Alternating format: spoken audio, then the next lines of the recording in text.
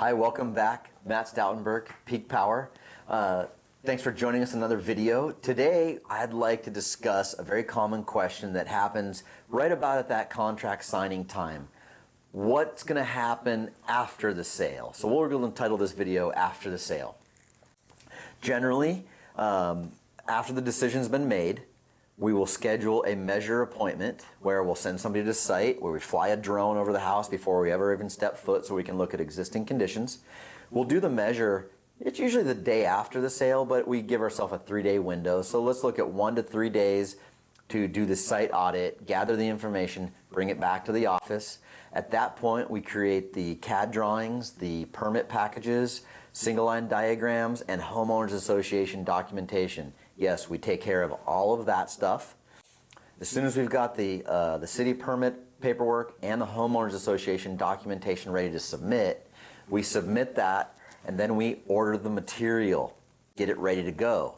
Now, every city is a little bit different, so sometimes it can be an over-the-counter inspection, or over-the-counter permit approval, and then other times it might be a 2 or 3 week delay depending on if that city outsources their plan checking or not. We don't have control over that. That may be a variable.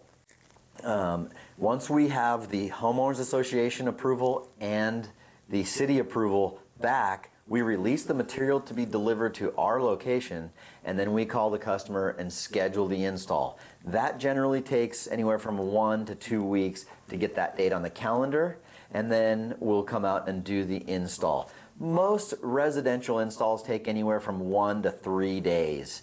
Rarely do we see something that goes longer than that unless it's a sizable system and maybe a ground mount. But for this particular video, we're talking about the common projects. On site, 1 to 3 days.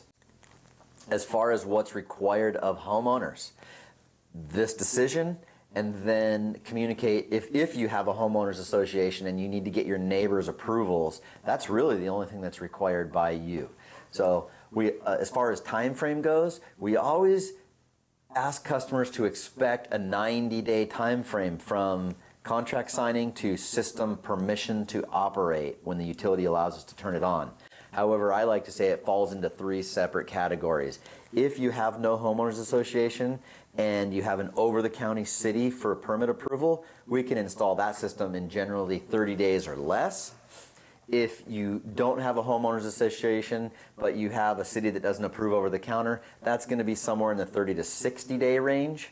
And then if you have a homeowners association that requires a meeting and you have a city that doesn't have quick over-the-counter approvals, that is going to take you from the 60 to 90 day range.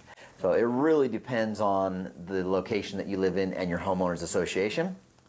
But that's generally it. That's what happens.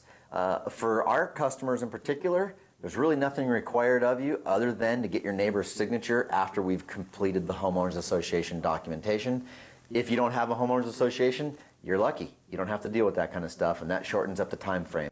So hopefully this helps answer the question as to what happens after the sale and what you can expect. As always, thanks for staying tuned in here, and where we try to make this something that is enjoyable for you to understand the basic questions that come along with this process.